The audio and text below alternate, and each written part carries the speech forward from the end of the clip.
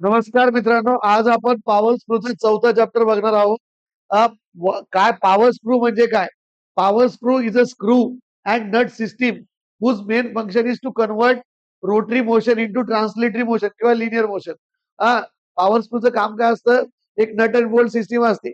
फक्त रोटरी मोशनला linear motion मध्ये कन्वर्ट करायचं काम करतं पॉवर स्क्रू. पॉवर स्क्रू या चॅप्टर मध्ये आपल्याला टॉर्कचे फॉर्म्युले बघायचे, torque required to raise the load, lower the load, आणि आपल्याला स्क्रू जॅकची डिझाईन बघायची पॉवर स्क्रूची. बस चॅप्टर. आणि नंतर पुढचं बीट वेगळं आहे. तर आता त्याच्यात पुढचं बघूया मित्रांनो. डेफिनेशन नंतर types of threads, profiles used for power screw, त्याचे ऍडव्हान्टेज डिसएडव्हान्टेज किंवा दोन डायग्राम विचारू शकते काढायला. तर हे आपल्याला पाठच करायचंय, तर दाखवून देतो. टाइप्स ऑफ थ्रेड्स कोणते कोणते असते, प्रोफाइल्स म्हणजे थ्रेड्स कसे असते. थ्रेड्स माहिती आहे तुम्हाला? थ्रेड्स कसे असते? स्क्वेअर थ्रेड असते, ऍक्मे थ्रेड असते, बटरेस थ्रेड असते, ट्रॅपेझॉइडल थ्रेड असते. तर याच्यात आता बघा, यांचे सिलेबस मध्ये आपल्याला असं दिलेलं आहे, यांचे advantage disadvantage, relative advantage disadvantage लिहा आणि यांचे डायग्राम. तर बघा मित्रांनो, पहिला थ्रेड आहे स्क्वेअर थ्रेड. स्क्वेअर थ्रेड कुठं यूज होतो? स्क्रू जॅक मध्ये, मेकॅनिकल प्रेस मध्ये, क्लॅम्पिंग डिव्हाइसेस मध्ये स्क्रू थ्रेड होतो. याचा जो अँगल असतो हा 90 डिग्री असतो. किती असतो? 90 डिग्री. असा तुम्हाला तुम्हाला नुसतं थ्रेड काढायला विचारू शकते. स्क्वेअर थ्रेड काढा, ऍक्मे थ्रेड काढा, बटरेस थ्रेड काढा, ट्रॅपोझिडल थ्रेड काढा. आलं लक्षात? किंवा त्यांचे ऍडव्हान्टेज डिसएडव्हान्टेज विचारू शकते. आता याचे ऍडव्हान्टेज काय? It has maximum efficiency. Efficiency काय असते? मॅक्सिमम असतं. हा, मिनिमम ब्रस्टिंग प्रेशर कमी असतं, म्हणजे तुटण्यास प्रेशर कमी असतं. नंतर square threads are self locking type. Self locking असते. लक्षात? म्हणजे स्वतः लॉक होते. कसं तुम्हाला सांगत मी, पुढे आहे आपल्याला. नंतर ability to carry heavy loads. Heavy load उचलण्याची ॲबिलिटी असते. नंतर हाय वेलॉसिटी रेशो आणि अॅक्युरसी ऑफ मोशन.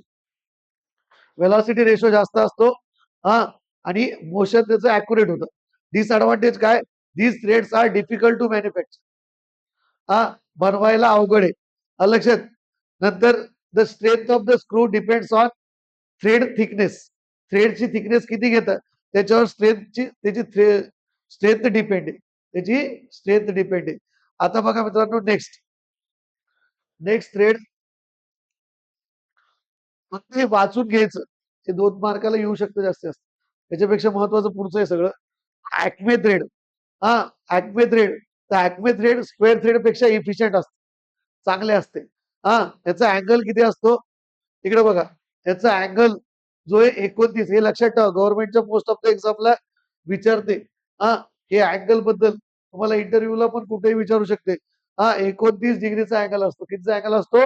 29 डिग्रीचा. ऍक्मे थ्रेडचा. Acme thread permit use of split nut. हा, स्प्लिट नट वापरू शकतो. स्प्लिट म्हणजे वेगवेगळं. Split nut. स्प्लिट नट कसं असं सांगून देईन मी तुम्हाला. Split nut which can be easy for engagement and and compensate wear. हा, स्प्लिट नट जो असतो एंगेजमेंट आणि डिसएंगेजमेंट साठी इझी असतो, लावायला बसवाय काढायला. हा, आणि विअर कमी करतो, तो घर्षण कमी करतो. जर तुम्ही ऍक्मे थ्रेड वापरले, तुम्ही स्प्लिट नट वापरू शकता. लक्षात? हा, नंतर acme threads stronger than square threads. हा, इन शिअर. शिअर मध्ये स्ट्रॉंग. शिअर अप करायला हे थ्रेड कसे स्ट्रॉंग आहे. लक्षात? नट आणि बोल्ट मध्ये स्क्वेअर आपलं हे होईल ना, शिअर अप होईल ना, ते शिअर अप साठी हे चांगले. हा, नंतर कोणचं आहे? Buttress thread. याचा अँगल पण लक्षात ठेवायचं. याचा किती असतो? हा, 45 डिग्री. Buttress thread. हा, ऍडव्हान्टेज काय? The higher efficiency, ease of cutting. हा, कटिंग करणं सोपं आहे. The adaptability to split nut, म्हणजे ह्याच्यासारखंच स्प्लिट नट वापरू शकतो. नंतर these threads are stronger in shear than any other. म्हणजे सगळ्यांपेक्षा चांगले शेअर मध्ये स्ट्रॉंगर येते. हा, शेअर मध्ये सगळ्यात स्ट्रॉंग आहे. नंतर पुढचं बघा मित्रांनो, ट्रॅपेसिटल थ्रेड.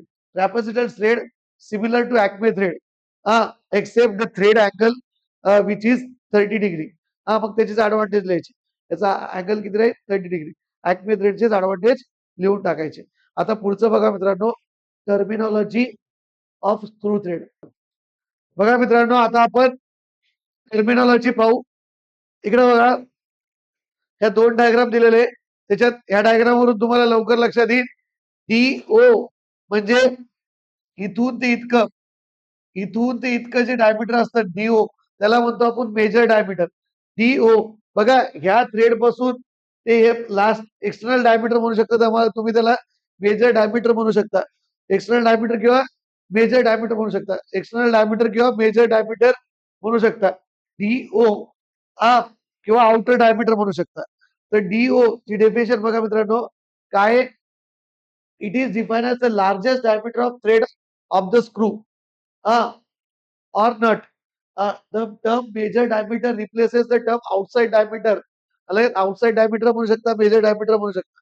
नंतर मायनर डायमीटर म्हणजे काय? बघा हे जे असतं डीसी म्हणजे कोर डायमीटर म्हणजे मायनर डायमीटर असतं. डीसी म्हणजे इथून ते इतकं, इथून ते जे इतकं असतं ते मायनर डायमीटर असतं. हे जे इथून ते इतकं असतं ते काय असतं? Minor diameter.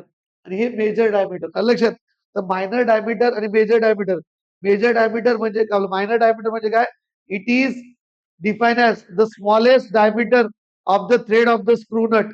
याला म्हणतो आपण मायनर डायमीटर. Smallest diameter. त्याला डीसी पण म्हणते, कोर डायमीटर पण म्हणते. नंतर पुढचं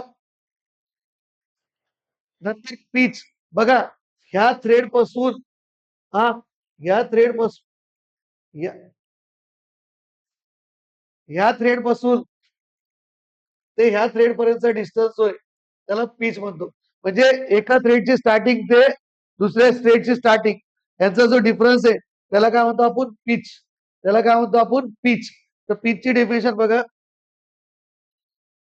It is defined as the distance from a point on a screw thread to a corresponding point on a next thread. म्हणजे एका थ्रेडची स्टार्टिंग ते दुसऱ्या थ्रेडची स्टार्टिंग त्याला त्याचा मधला जो डिस्टन्स आहे त्याला म्हणायचं पिच. लक्षात? हा नंतर crest it is define as the surface of the thread corresponding to the major diameter. जे मेजर डायमीटर नुसार जो सरफेस असतो त्याला काय म्हणायचं? क्रिस्ट. आणि लीड काय? Distance between two corresponding point on the same helix और बोल्ट. याला म्हणायचं लीड. लक्षात? आता पुढचं पाहणार आपण आता प्रॉब्लेम रिलेटेड डाटा. हे अँगल ते वाचून घ्यायचं तुम्ही सिंपल आहे. हा आता प्रॉब्लेम रिलेटेड डाटा बघू. तर सगळ्यात पहिले टॉर्क रिक्वायर्ड. सगळ्यात पहिले बघू आपण टॉर्क रिक्वायर्ड. टॉर्क रिक्वायर्ड बघा मित्रांनो प्रॉब्लेम खूप सोपे. Torque required to raise the load. To raise the load. Torque required to raise the load म्हणजे आपल्याला एखादं वजन उचलायचंय. समज तुम्ही स्क्रू जॅक ऍझ्युम करा. एखादं वजन उचलायचंय. ते वजन उचलायला आपण जे फिरवतो ना, फिरवतो म्हणजे टॉर्क लावायला ना, तर torque required to raise the load चा फॉर्म्युला पाहायचा. डेरिव्हेशन आपल्या सिलेबसला नाही. जुन्या पुस्तकात दिलेलं, नवीन पुस्तकात दिलेलं पण नाही. अलग सिलेबसलाच नाहीये. तर डायरेक्ट फॉर्म्युला बघायचा. तुम्हाला माहिती आहे मित्रांनो टॉर्क काय असते? Force into radius. टॉर्क काय असते? Force into radius. टॉर्क काय असते? Force into radius. तर टॉर्क फोर्स काय असतो मित्रांनो? फोर्सचा फॉर्म्युला पाठ करायचा. W tan alpha plus phi. W into tan alpha plus phi. Alpha म्हणजे असतो हेलिक्स अँगल आणि पाय म्हणजे असतो अँगल ऑफ फ्रिक्शन. पाय म्हणजे काय असतो? Angle of friction. अल्फा म्हणजे काय असतो? Helix angle. तर मग टॉर्कचा फॉर्म्युला काय झाला? पीच्या जागी जर ही व्हॅल्यू टाकून दिली W tan alpha plus phi into D by याच्यावर खूप सारे प्रॉब्लेम विचारलेले. डब्ल्यू म्हणजे काय? लोड. अल्फा म्हणजे काय? Helix angle. हेलिक्स अँगल हा कसा काढायचा मित्रांनो? Alpha is equal to tan inverse pitch upon pi d. हा फॉर्म्युला आहे. Tan inverse pitch upon pi d. Alpha helix angle. नंतर फाय म्हणजे angle of friction. Angle of friction. तर अँगल ऑफ फ्रिक्शन म्हणजे फाय कसं काढायचं? Tan inverse mu. मेकॅनिक्स मध्ये बघितलं होतं आपण. फाय कसं काढायचं? Tan inverse mu. Angle of friction कसं काढायचं?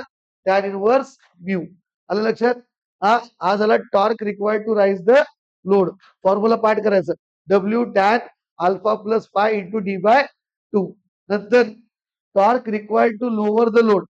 Torque required to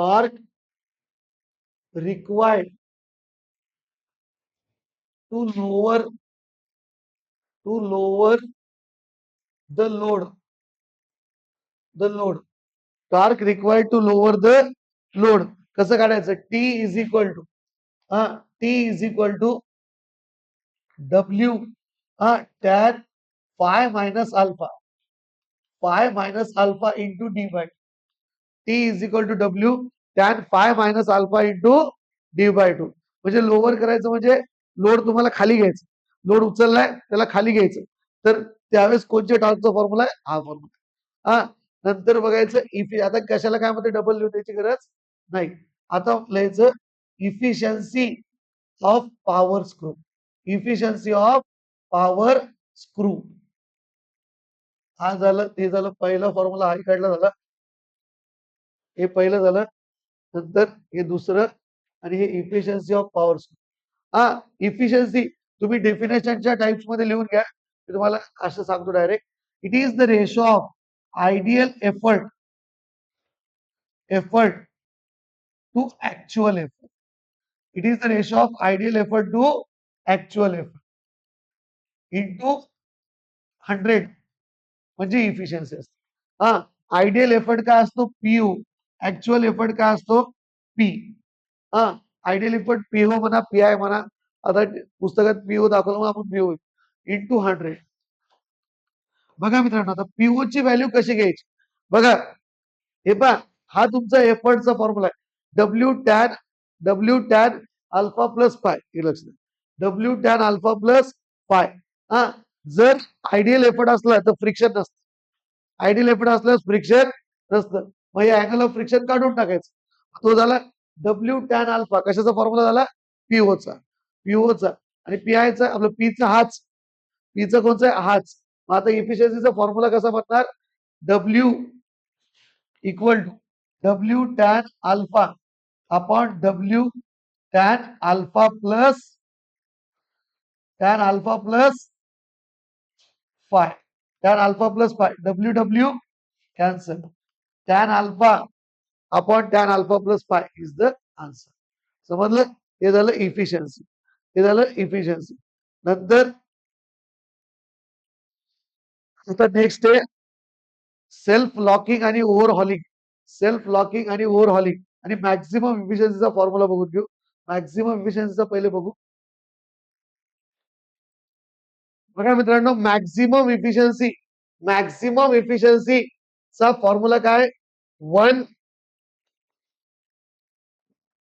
1 minus sine phi upon 1 plus sine phi. जर मॅक्झिमम इफिशियन्सी विचारलं तर 1 minus sine phi upon 1 plus sine phi. त्याच्यानंतर नेक्स्ट कन्सेप्ट बघू मित्रांनो आपण, सेल्फ लॉकिंग आणि ओव्हरहॉलिंग स्क्रू. बघा मित्रांनो, आता कन्सेप्ट बघूया आपण सेल्फ लॉकिंग आणि ओव्हरहॉलिंग. सेल्फ लॉकिंग म्हणजे काय? The effort required at the circumference of screw. तुम्हाला माहिती आहे पीचा फॉर्म्युला काय? W tan phi minus alpha.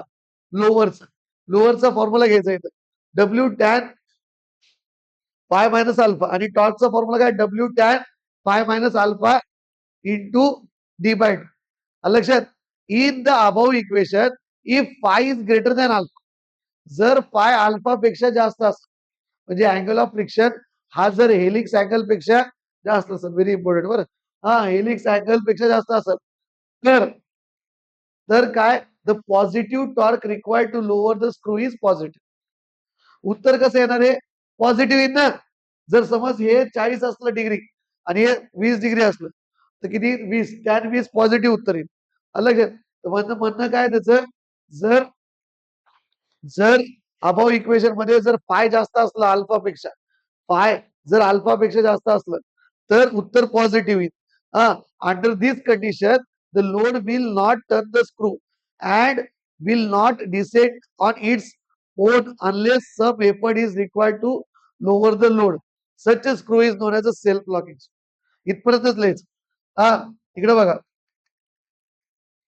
इथून हे फॉर्म्युल्यापासून ते इथपर्यंत आलं. म्हणजे काय, ज्यावेळेस अशा कंडिशन मध्ये काय होतं, ज्यावेळेस टॉर्क पॉझिटिव्ह असले, हा, under this condition the load will not turn the screw. Load जो आहे ना, लोड स्क्रूला खाली नाही आणू शकत. म्हणजे एकदा आपण एफर्ट लावला, एफर्ट काढून टाकलं, हा, लोड तिथंच आहे. हा, तो खाली नाही आणू शकत जर टॉर्क पॉझिटिव्ह असले तर. हा, the under this condition the load will not turn the screw and will not descend on its on. आणि त्याच्या मनाने तो खाली येणार नाही लोड, जोपर्यंत तुम्ही एफर्ट लावत नाही तो. मग त्या स्क्रूला काय म्हणायचं, सेल्फ लॉकिंग. काय म्हणायचं, सेल्फ लॉकिंग. समजलं, सेल्फ लॉकिंग स्क्रू. आता ओव्हरहॉलिंग मध्ये उलट. ओव्हरहॉलिंग म्हणजे काय, बाकी काही वाचायचं नाही याच्यातलं, फक्त लिहायचं इन अबव इक्वेशन. म्हणजे त्याच पाय जर अल्फापेक्षा कमी असेल तर उत्तर निगेटिव्ह येतं. टॉपचं उत्तर कसं येतं, negative. It indicates that a condition no force is required to lower the. अले, the load it self will begin to turn a screw. Load स्वतःच स्क्रूला खाली घेईल आणि डिसेंड होत राहील आणि डाऊन येईल. त्यालाच काय म्हणायचं, such a condition is called as a back driving of screw or overhauling of screw. समजलं, ओव्हरहॉलिंग ऑर बॅक ड्राईव्ह. समजलं, very very very very very important bit आहे. लक्षात. आता बघा, आणि एक लक्षात ठेवा मित्रांनो, सेल्फ लॉकिंग ची इफिशियन्सी असती 50% कमी. सेल्फ लॉकिंग ची इफिशियन्सी किती असती, 50% कमी. आणि ओव्हरहॉलिंग ची इफिशियन्सी किती असती, 50% जास्त. ही कंडिशन पण लिहून टाकायची. आलं, 50% कमी, 50% जास्त. बघा मित्रांनो, आपल्याला प्रूव्ह करायचंय, prove that efficiency of self locking screw is less than 50%. You know, काय know, efficiency tan alpha upon tan alpha plus phi. आणि आत्ताच बघितलं मित्रांनो आपण, सेल्फ लॉकिंगची कंडिशन काय असते माहिती का, सेल्फ लॉकिंगची कंडिशन, फाय हा अल्फापेक्षा जास्त पाहिजे किंवा इक्वल पाहिजे. Phi is greater than or equal to alpha. Phi is greater than or equal to alpha. हा, तर मग म्हणजेच इफिशियन्सी, हा, ही हे आता काय करायचं माहिती का, efficiency is less than or equal to, याचा अर्थ तोच होतो, efficiency is less than or equal to tan अल्फाच्या ठिकाणी काय टाका, पाय. आपण इक्वल टू मानू, less than or equal to आहे ना, तर आपण काय डेरिव्हेशन करण्यासाठी इक्वल टू मानू, अल्फाच्या ठिकाणी फाय टाकायचं. इथं पण अल्फाच्या ठिकाणी काय टाकायचं, फाय प्लस फाय. समजलं, इथं लेस दॅन इक्वल टू चालू द्यायचं, efficiency less than equal to, हा, tan phi. Phi plus phi किती असतं, 2 फाय, टॅन 2 फाय. बघा आता इथं काटछाट होत नाही. मग आता काय करायचं मित्रांनो माहिती का, आपल्याला M1 ट्रिग्नॉमेट्रीचा फॉर्म्युला आहे, tan 2 theta is equal to 2 tan theta upon 1 - tan square theta. एवढा फॉर्म्युला पाठ करावा लागेल. बरेचसे डेरिव्हेशन नसल्यामुळे तुमचे बरेचसे ट्रिग्नॉमेट्रीचे फॉर्म्युले पाठ करायची गरज नाही, एवढं तरी पाठ करावं लागेल. 2 tan theta upon 1 - tan square theta. तर काय करायचं, इफिशियन्सी टॅन फाय जसंची तसं, याच्या ठिकाणी काय टाकायचं, 2 tan phi upon 1 - tan square phi. समजलं, tan phi cancel, tan phi cancel. Efficiency is equal to or greater than, हे पहा इथं काही नाही म्हणजे 1/2. सॉरी, काय करू आपण, हे तिसऱ्या नंबरला आहे, याला पहिल्या नंबरला पाठवू. 1 - टॅन स्क्वेअर फाय अपॉन 2. लक्षात, याला असंही लिहिता येतं, efficiency is equal to or greater than 1/2 minus tan square 5/2. तर 1/2 म्हणजे 50%. 50% पेक्षा कमी झालं ना, प्रूफ म्हणलं की असं करून दाखवायचं, 1/2 मायनस टॅन स्क्वेअर 5/2. म्हणजे इफिशियन्सी किती असते, 50% पेक्षा कमी. 1/2 मायनस आहे ना, म्हणून 50% पेक्षा कमी. हे झालं याचं डेरिव्हेशन. समजलं. आता बघा नेक्स्ट, फॉर्म्युले लागणारे प्रॉब्लेम साठी आणि प्रॉब्लेम.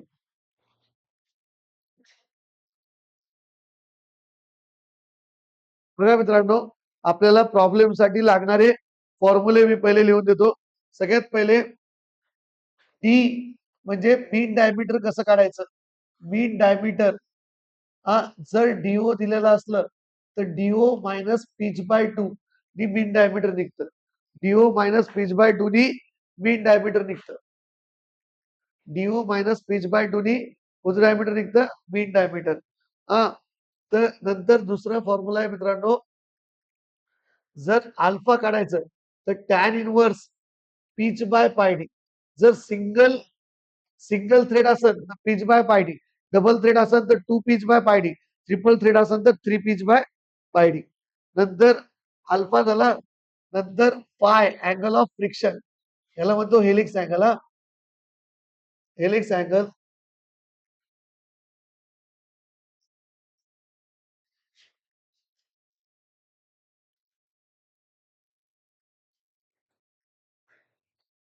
फाय फाय म्हणजे काय असतो, अँगल ऑफ फ्रिक्शन.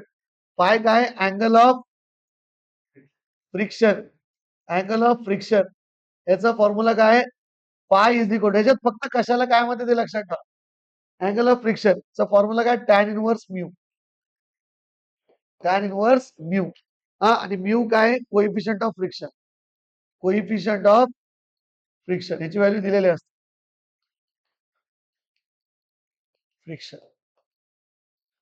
नंतर नंतर चौथा formula, torque required. Torque required to raise the load. To raise load चा फॉर्म्युला काय आहे मित्रांनो, इकडे बघा. T is equal to T is equal to, याला T1 म्हणलं तर चालतं, टी म्हणलं चालतं. जर कॉलर दिली नाही, कॉलर बद्दलचा डाटा नाही दिला तर टी इक्वल टू T1 असतं. तर T1 म्हणू याला आपण, म्हणजे तुम्हाला नंतर कळेल. W tan alpha plus phi into D by 2. जर कॉलर नाही दिली तर हा फॉर्म्युला वापरायचा. आणि जर कॉलर बद्दलचा डाटा दिला तर टी कसं काढायचं माहिती का, T1 plus TC. T1 plus TC. आणि टीसी कसं काढायचं मित्रांनो, टीसी कसं काढायचं, mu W R. Mu W R. TC कसं काढायचं, म्यू डब्ल्यू आर. आणि आर कसं काढायचं, आर साठीचा डाटा दिलेला असतो, R1 plus R2 divided by 2. Diameter दिलेले असते कॉलर्स. आलं लक्षात. जर नाही दिलं तर ही टॉर्क म्हणजेच आपली मेन. आलं लक्षात. नंतर पाचवं, torque required to lower the load. Torque required to lower the load. To lower road. To lower load. T is equal to W tan phi minus alpha into D by 2. त्याच्यासारखं तसंच कॉलरचं असलं तर final answer काढतात ते करायचं. आणि नंतर पुढचं काढायचं म्हणलेलं आपल्याला, नंतर पॉवर जर काढायला विचारलं मित्रांनो, पॉवर तर 2 पाय NT बाय 60. याला T2 म्हणलं तर चालतं. 2 पाय NT बाय 60. पॉवर कशी काढायची, 2 पाय NT बाय 60. नंतर efficiency of screw jack. Efficiency कशी काढायची आता शिकलो आपण, tan alpha upon tan alpha plus phi. Tan alpha upon tan alpha plus phi. समजलं. हे झाले. नंतर एक आपल्याला लागतं, फोर्स काढायला विचारते मित्रांनो. फोर्स. फोर्स जो किती फोर्स लागतो, ताकद किती लागते लावायला ते विचारलं तर फोर्स रिक्वायर्ड कसं काढायचं माहिती का, फोर्स विचारला, फोर्स जर विचारला तर काय असतं, torque is equal to force into length असतं. और टॉर्क इज इक्वल टू, फोर्सला पी दाखवा, आणि और torque is equal to P into radius असतं. हा पी कोणचा माहिती का मित्रांनो, हा पी म्हणजे एफर्ट लावलं. एकतर गोल असतो सर्क्युलर म्हणलं की आर, आणि लिव्हरचं लेंथ दिलेली म्हणलं की एल घ्यायचं. आलं लक्षात. हे एक पी काढायला विचारते तुम्हाला फोर्स. आलं लक्षात. आता ह्याच्यात झालं. आता डीसीचं एक सांगू देतो, डीसी कोड. डीसी कोर डायमीटरचा फॉर्म्युला पण इथं लिहून टाक. DC is equal to DO minus pitch. हे असे एवढे फॉर्म्युले आपल्याला सध्या तरी या प्रॉब्लेमला लागतील. आता बघू मित्रांनो, आपण पहिला प्रॉब्लेम बघूया. आजच्या लेक्चर मध्ये एवढा प्रॉब्लेम तरी बघू. हा, the lead screw of a lathe has square threads of 24 mm outside diameter.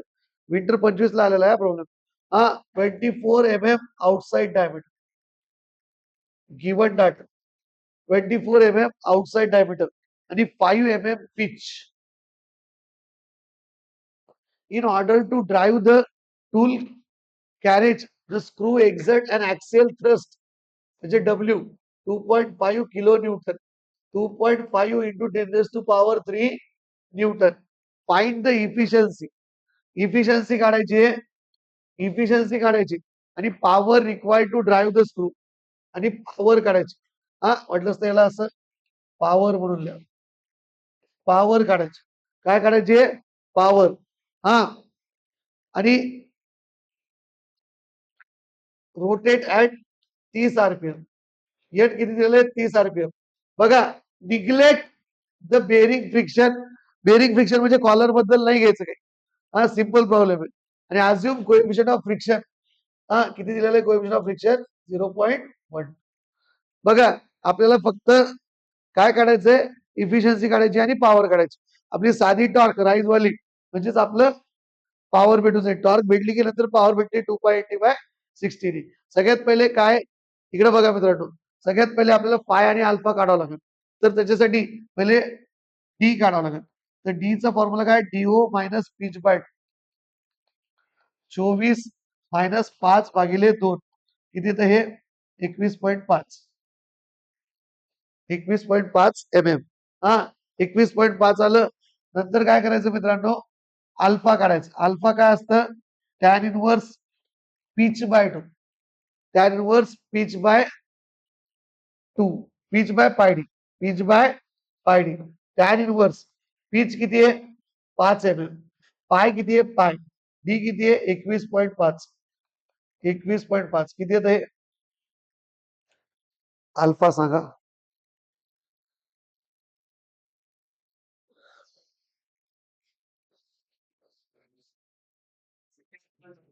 88.32.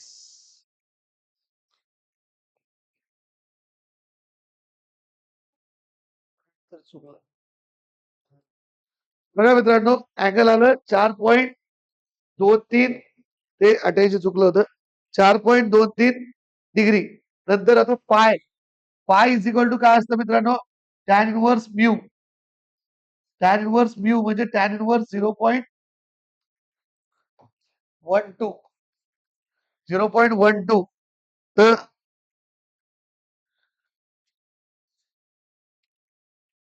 6.84. 6.84. 6.84 आलं. आता काय करायचं मित्रांनो? पाय आणि अल्फा आलं की तुम्हाला डायरेक्ट इफिशियन्सी भेटते. तर इफिशियन्सी काढून ठेवू शकता तुम्ही. आलं लक्षात? तर इफिशियन्सीचा फॉर्म्युला काय? Efficiency is equal to tan alpha upon tan alpha plus phi into 100. हा, तर टॅन अल्फा किती आहे? 4.23. Tan 4.23 plus 6.84. हा, काढा किती येते?